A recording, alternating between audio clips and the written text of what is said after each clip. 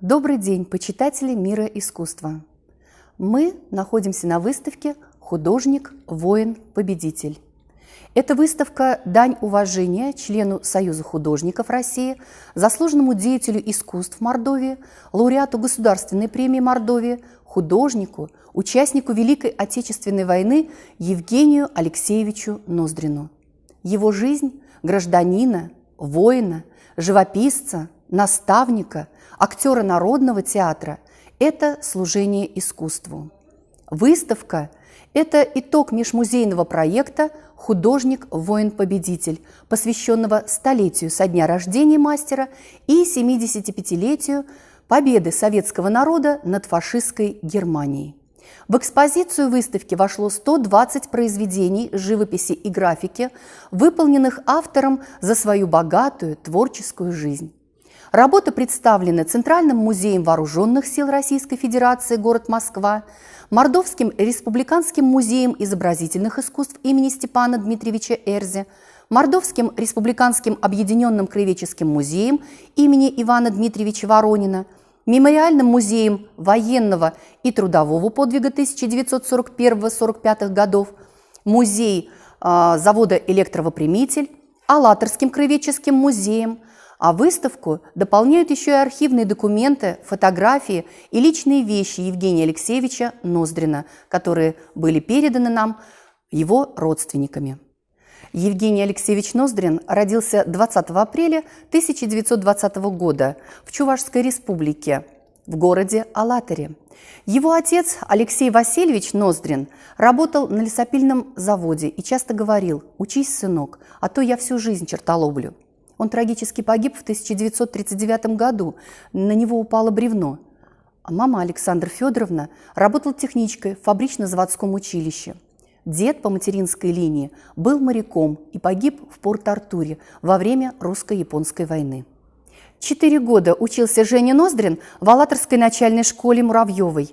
Для 8-летнего мальчика было чудом, когда однажды он увидел, как из-под кисти профессионального художника вышли будто бы настоящие живые, налитые соком ягоды вишни. Женя захотел так же ловко обращаться с красками. И когда узнал, что в школе челюскинцев есть кружок изо-искусства, где учат рисовать, уговорил родителей перевести его туда. Здесь со дня своего приезда в город Алатырь работал Николай Александрович Каменщиков, живописец, заслуженный учитель школы Чувашской республики. Николай Александрович стал для Евгения Ноздрина не только педагогом, но и другом до конца жизни. Это он преподал юному Жене азы живописи, а мальчик изумлял педагога редкой одаренностью, необычайной наблюдательностью, недетской серьезностью и огромным трудолюбием. Через много лет уже сложившимся мастером Евгений Ноздрин напишет портрет Николая Александровича Каменщикова «Мой первый учитель», показав своего друга, учителя в момент творчества среди пышно цветущей природы, которую так любил писать Николай Александрович. Столь велико было влияние учителя на ученика, так заразительно волшебство и искусство, что после окончания 7-летней школы другого занятия, кроме живописи, Евгений уже не мыслил. По окончании школы Евгений Ноздрин уезжает в город Пензу. Он поступает в Пензенское художественное училище и учится там с 1935 по 1940 год. Именно там в это время преподавал замечательный педагог Иван Силыч Горюшкин-Сорокопудов. После окончания училища в 1940 году Евгений Ноздрин был призван на действительную службу, где и застал его июнь 1941-го. Служил он на флоте, на Дальнем Востоке. Желание заниматься творчеством было настолько велико, что он организовал изокружок при флотском экипаже, где после нелегких часов вахты он преподавал живопись по программе родного училища. Первые свои самостоятельные произведения написал в армии во время войны. Это были тематические картины на военные сюжеты. На ежегодных флотских выставках стали регулярно появляться работы Евгения Ноздрина, посвященные подвигам советских людей. А в 1943 году 23-летний матрос Евгений Ноздрин был принят в Союз художников СССР. Победу Евгений Алексеевич встретил во Владивостоке, а уже в июле его большая работа «Проводы тихоокеанцев на фронт», мы видим авторское повторение 1985 года, где он изображает проводы тихоокеанцев на фронт. Художник за эту работу получил диплом первой степени и премию Ильи Ефимовича Репина. Сюжетной основой произведения послужила сцена расставания уходящих на войну моряков Тихоокеанского флота. Они прощаются с близкими. Многие критики отмечали, что в этом полотне много правды и чувства.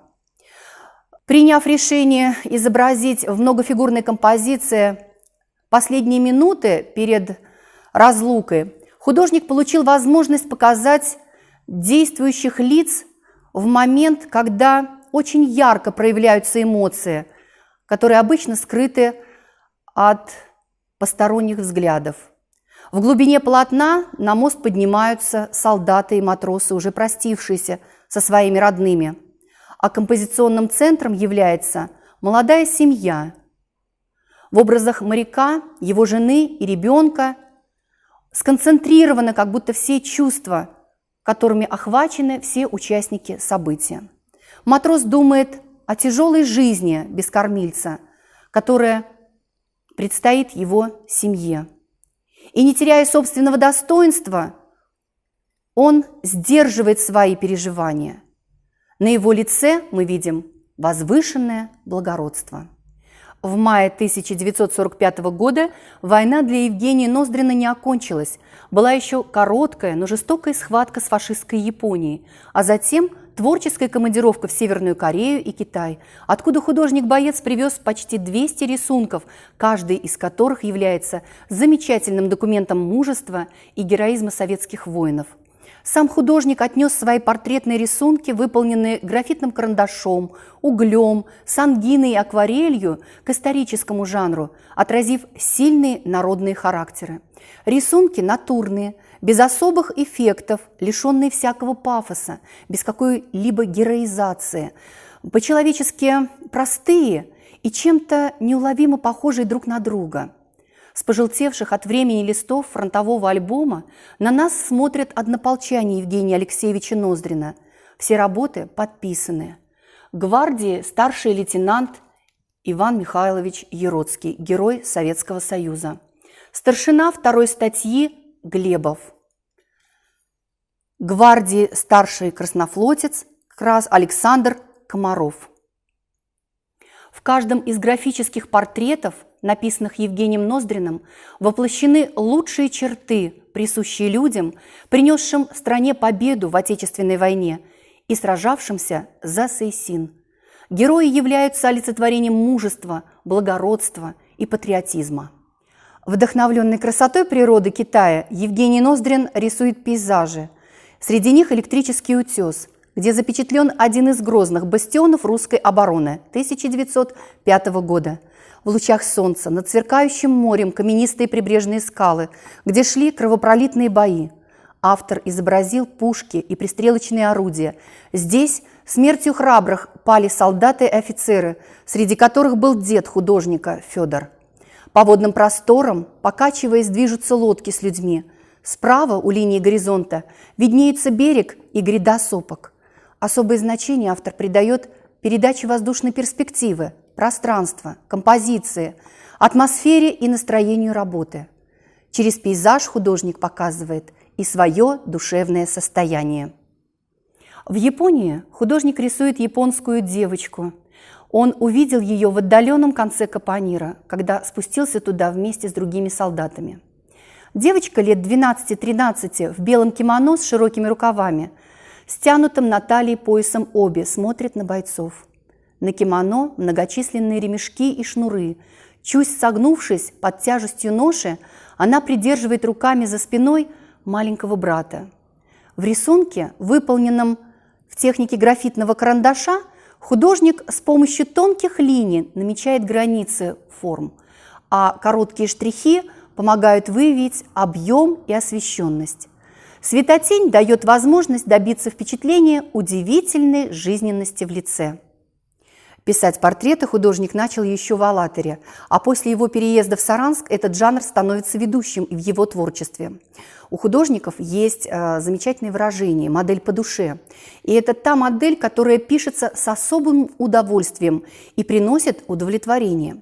Евгений Алексеевич известен у нас в республике как автор галереи портретов прославленных людей Мордовии, представителей творческой, научной интеллигенции, передовых рабочих, ветеранов Великой Отечественной войны. А одним из первых он создает портрет народного художника Мордовии Федота Васильевича Сычкова. Живописец радости написан с особо теплым чувством любви и признательности к старшему другу и учителю.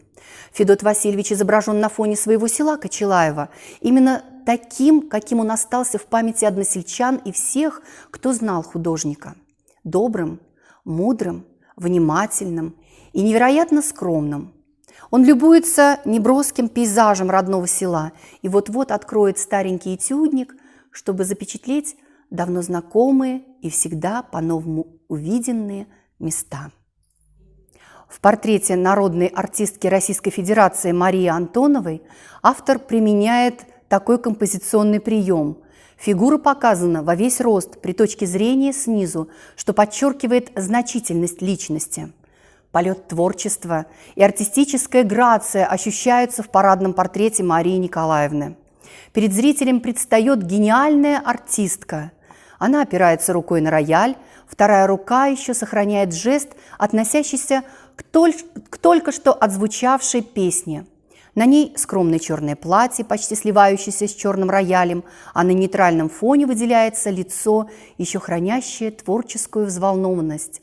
В темных, широко раскрытых глазах угадывается яркий темперамент исполнительницы, знаменитой у Марины. Глядя на картину, отчетливо понимаешь, почему этот талант так сильно, максимально воздействовал на современников. Мы видим женщину со значимым духовным содержанием. Это цельная личность, верная своим убеждениям. И художник сумел создать великолепный образ, который пробуждает в зрителях мысли об искусстве и творчестве. Также динамичен портрет заслуженного деятеля искусств Российской Федерации и Мордовии Леонтия Петровича Кирюкова, деликатного и бесконечно увлеченного своим делом, постоянно готового к творчеству. Композитор подошел к пианино, нажал несколько клавиш, проверяя на слух только что возникшую мелодию, чтобы в следующий момент записать ее. За раздвинутой шторой в окне виден ночной город. Этот штрих подчеркивает ощутимую на холсте тишину. И в этой тишине вдруг прозвучал музыкальный аккорд. Герой словно вслушивается во что-то радостное, но эта радость рождается в нем самом. Рождается музыка. На портрете заслуженного артиста России и Мордовии Владимира Сергеевича Киушкина, которого художник писал в гримерке, мы видим его перед выходом на сцену. Он в костюме, осталось только нанести грим. Артист уже вошел в образ.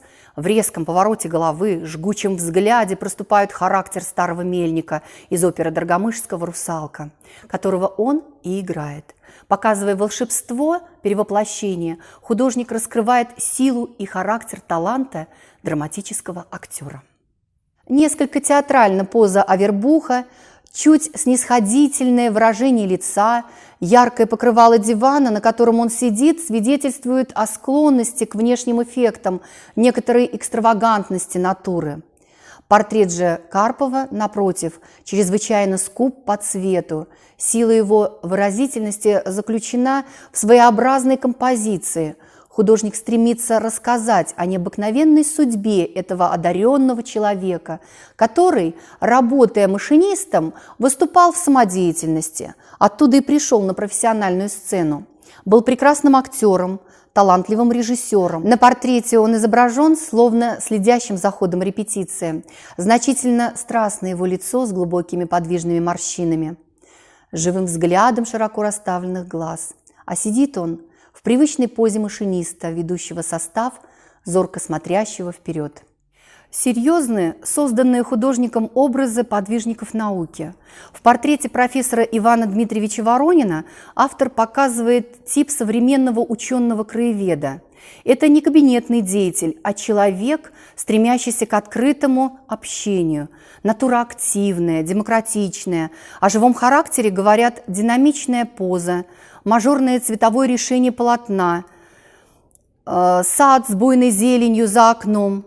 Иван Дмитриевич показан во время беседы, о ее деловой направленности свидетельствует раскрытая книга, находящаяся у него в руках, и вместе с тем беседа доставляет ему явное удовольствие. Другой крупный ученый, работавший в Мордовии, Павел Дмитриевич Степанов, заслуженный деятель науки Мордовии, археолог, доктор исторических наук, профессор, тоже показан дома за рабочим столом. Это пожилой человек, умудренный жизненным опытом, с удивительно добрым взглядом, с седой бородой, но еще очень крепкий. На минуту он оторвался от просмотра в увеличительное стекло наконечника копья, который он привез из очередной экспедиции. Прекрасно вылеплена цветом, красивая, гордо посаженная голова, решенная в гармоничном таком сплаве коричневых и серебристых тонов. Высокий открытый лоб производит впечатление, что это действительно мудрый человек. Его выразительные глаза и белизна пышных волос точно и емко передают неповторимый облик Степанова. Ноздрину удалось создать образ значительный и демократичный в одно и то же время. Евгением Ноздриным создан ряд интересных образов журналистов, писателей, искусствоведов. Одна из лучших работ – это портрет лектора Университета культуры Антонины Васильевны Мамонтовой. Она показана такой, какой ее знали многие в городе и республике. Большой знаток, тонкий ценитель изобразительного искусства, она всю жизнь горячо и неустанно его пропагандировала. На портрете она предстает читающей лекцию. На стене развешаны репродукции известных картин советских художников. Становится ясно, о чем с таким подъемом говорит эта подтянутая, интеллигентная женщина с красиво зачесанными наверх седыми волосами. Характерный жест ее рук, сжавших указку, удачно подчеркивает ту взволнованность, духовный подъем, с каким Антонина Васильевна говорит об искусстве. Герои Ноздрина не просто позируют, они живут на полотнах естественной, привычной жизнью. Журналист и искусствовед Николай Иванович Шибаков сидит в задумчивости в зале Мордовского республиканского музея изобразительных искусств имени Степана Дмитриевича Эрзи. Не случайно художник вводит в композицию автопортрет Степана Дмитриевича Эрзи 1947 года, в котором выражена мысль о трагической и высокой доле художника. Автор исследование жизни и творчества выдающегося скульптора в унисон с концепцией произведения Эрзи размышляет о вечных и трудных дорогах искусства. Просветлен и несколько отрешен его взгляд. Он словно стремится заглянуть в иные времена. Особое место в творчестве Евгения Алексеевича Ноздрина занимают образы ветеранов Великой Отечественной войны. Это люди его поколения, чья юность совпала с годами великих испытаний. Поэтому так проникновенно он пишет образы наших земляков, героев Советского Союза, военных летчиков Алексея Федоровича Чернышова, Бориса Михайловича Зайцева, Семена Антоновича Полежаева в групповом портрете картине «9 мая». В День Победы, самый светлый праздник для нас, советских людей, собрались фронтовики. Суровы и печально поднимают ветераны солдатские чарки, вспоминая героическую молодость друзей, павших в священном бою. А вокруг в буйном зелени, цветении, яблоневые сады, над ними высокое ясное небо. Не зря погибли солдаты, ведь на земле мир, и в этом мире их помнят. Это высокое мгновение и остановил на полотне Евгений Алексеевич Ноздрин. Прославленный сын мордовского народа Вениамин Борисович Миронов, солдат, учитель, писатель. Судьба его не раз испытывала на прочность, и из этой схватки он всегда выходил победителем. В Красной армии он с 1934 года. Он прошел по дорогам войны, сражался за Москву, Сталинград, Киев, Смоленщину, Прохоровское сражение, Сталинград, Белгород, Харьков, Кременчуг. Он бессменный командир 347-го гвардейского артиллерийского полка, который за отличные успехи был награжден орденом Суворова третьей степени, а отважный сын мордовского народа получил высшую награду Родины. Он герой Советского Союза. Именно Вениамин Борисович Миронов принимал участие в Параде Победы 24 июня 1945 года. Герой Советского Союза сменил военный автомат на боевую профессию. Он вернулся в свой родной город Саранск и стал учителем начальной военной подготовки в школе номер 20. Сейчас это гимназия, которая носит имя Героя Советского Союза Вениамина Борисовича Миронова. Как же художник представляет нам этого человека? Он показан во время выступления перед пионерами. Торжественность всему придает парадная форма воина со всеми регалиями. Кумачом оформлена и пионерская комната. Большое внимание художник уделял изображению людей, которых принято было называть «простой рабочий человек». Евгений Ноздрин запечатлел 5 лауреатов Ленинской премии с завода «Электровопрямитель». Это и Иван Иванович Васильев, это Илья Аврамович Тепман, Леонид Николаевич Крылов, Илья Григорьевич Учайкин, Анатолий Михайлович Булкин и Раиса Ивановна Житкова. Эти в некотором отношении официальные портреты сохранили образы людей того времени, людей незаурядных, талантливых, ищущих, в чьих характерах было заложено коммунистическое отношение к труду, к жизни. Интеллект современного рабочего, его тягу к знаниям раскрывает Евгений Алексеевич в портретах сварщика завода «Электровопрямитель» Синицына и слесаря-ремонтника завода цветных телевизоров Вячеслава Ивановича Курышева. В перерыве, наскоро перекусив, раскрыл книгу «Рабочий человек», стремился к знаниям, к образованию. Синицын одет в грубую рабочую робу, но это не мешает художнику видеть его духовную красоту. А Курышев с газетой в руках, он первым узнал о том, какие изменения произошли в производственной отрасли, и сейчас готов поделиться с коллегами. Художник очень проникновенно, искренне показывает людей, занятых нужным, любимым делом. Евгений Алексеевич Ноздрин написал целый ряд портретов работников медицины. Человек, искренне любящий людей, он не мог не обратиться в своем творчестве к образам тех, кто избавляет от боли и страданий. Заслуженный врач России и Мордовии Владимир Михайлович Зайцев показан во время приема больных. Вышел один больной, сейчас войдет другой. Врач даже фонендоскоп не отложил, может снова понадобиться. Внушают доверие и уважение, спокойная уверенность и доброта, сквозящие во взгляде доктора. Его теплота контрастирует с холодным общим тоном холста. Заслуженный врач России и Мордовии Клюев также показан во время работы. Он только что вышел из хирургического кабинета, из операционной, на ходу стягивает хирургические перчатки, и внимание сразу привлекает волевое, несколько утомленное лицо врача. Еще не схлынуло напряжение после сложной операции. Свет электрической лампочки, искусно переданный живописцем, отблесками на белом халате, шапочке, драматизирует общее настроение произведения и вносит какую-то ноту тревоги, беспокойства и усиливает достоверность данного образа. Одна из немногих тематических картин «Счастливые». По заснеженной улице идет молодая чета с неловкой бережностью, несет в руках закутанного в одеяло ребенка молодой отец. Самое яркое пятно – это, конечно же, одеяло. И художник подчеркивает, что главный человек, центр мира для молодых родителей – это их дитя, их ребенок. То ли от мороза разрумянились лица, то ли зимний день сияет от счастливых улыбок молодой пары. Гармония состояния природы и человека покоряют в этом произведении.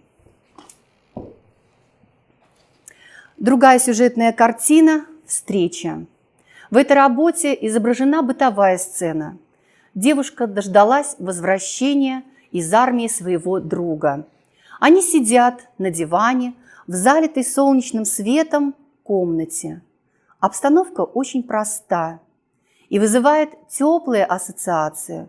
На героине белая блуза в крупный черный горох и короткая черная юбка, и она выглядит нарядно и элегантно.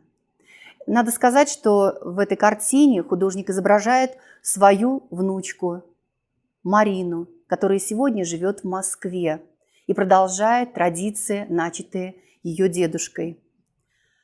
На героине, как я уже сказала, прекрасная одежда, а молодой человек одет в военную форму. В руках он держит гитару и исполняет песню, которую недавно сочинил для своей любимой.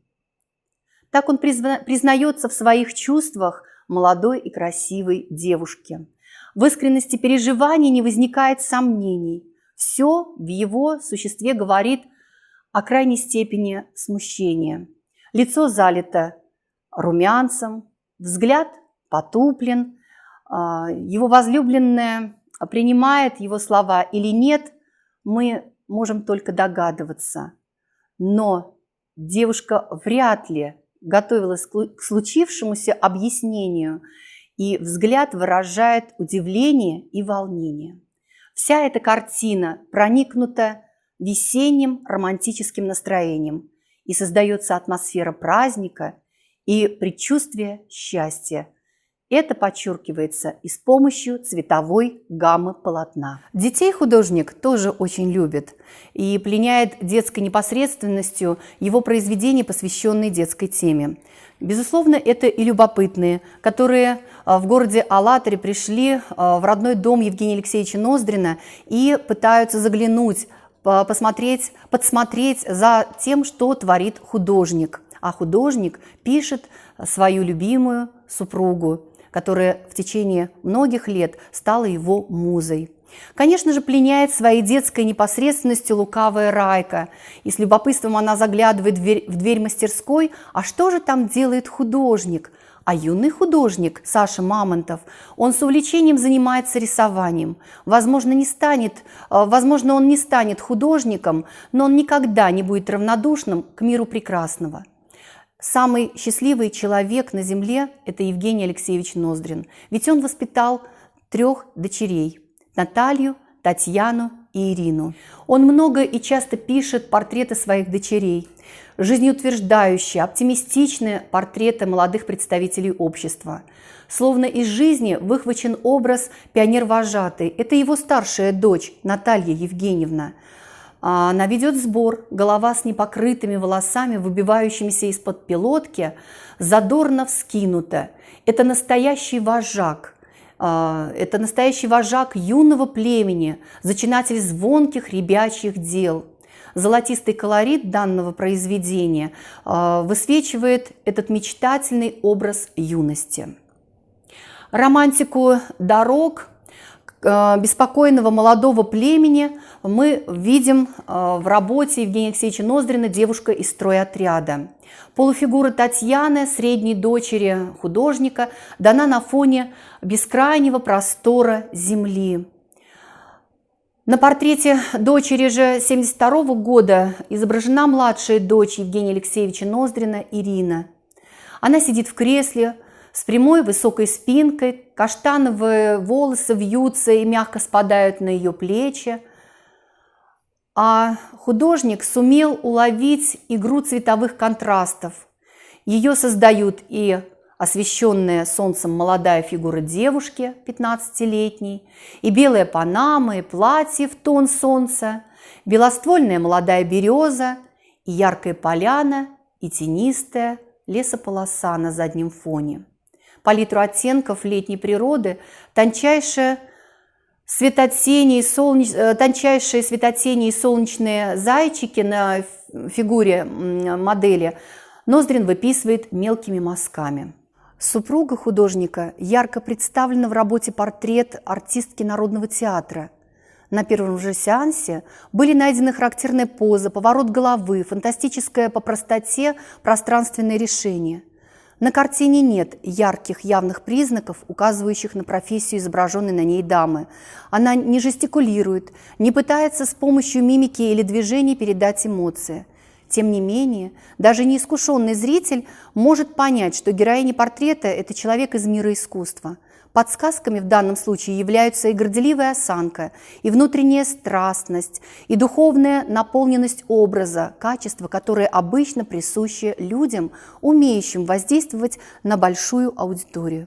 Она была хорошо сложена, отличалась строгой красотой. Друзья, коллеги по сцене обращали особое внимание на взгляд актрисы, писали про свет и глубину ее карих глаз. Художник же отразил творческое состояние вне сцены. Актриса, не пытающаяся играть какую-либо роль, выглядит человеком, в котором соединены спокойствие, уверенность, темперамент и умение контролировать свои чувства. Характер Лидии Михайловны раскрывается во взгляде, в положении рук. Она держит книгу с текстом новой роли и зонт, а зеленое атласное платье явно сшито на заказ, а на голове модная шляпка, которую любила Лидия Михайловна. Каждый художник хотя бы однажды пытался изобразить себя. Кто-то подобным самопознанием начинает свое творчество, кто-то, напротив, автопортретом заканчивает свой творческий путь.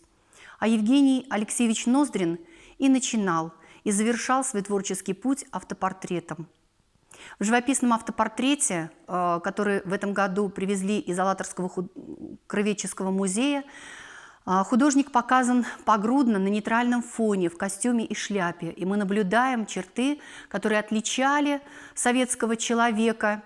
Это энергия, безусловно, целеустремленность, уверенность. Его внешний вид выдает творческую натуру.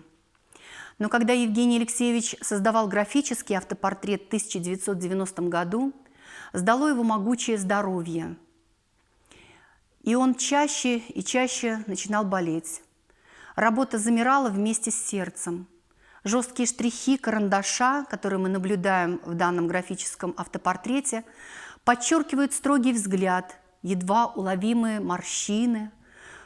В его уже нездоровом лице можно распознать мужественный характер, опыт, непрестанную работу мысли и потаенную грусть. В автопортрете выражена и некая усталость, свойственная возрасту, и сожаление о том, что все его полотна, творческие замыслы, напряженная, вдохновенная работа остались где-то в прошлом. А мы ощущаем и кризисный для художника момент, когда взлеты таланта остались далеко позади.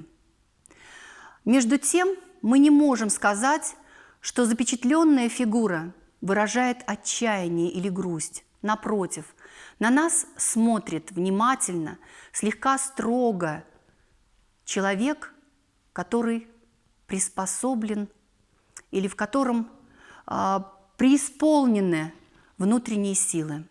И в каждом портрете, созданном мастером, конечно же, осталась частичка его сердца, его душевного тепла. Его портреты, жанровые картины удивительно современные. Они наполнены чувством времени, близости к жизни своего народа. Искусство, конечно же, было для Евгения Алексеевича Ноздрина высоким и благородным призванием. И он никогда не изменял ему. Он настоящий художник, воин, победитель и ясно осознавал то, что ему предстояло сделать. И правильно рассчитал он свои силы.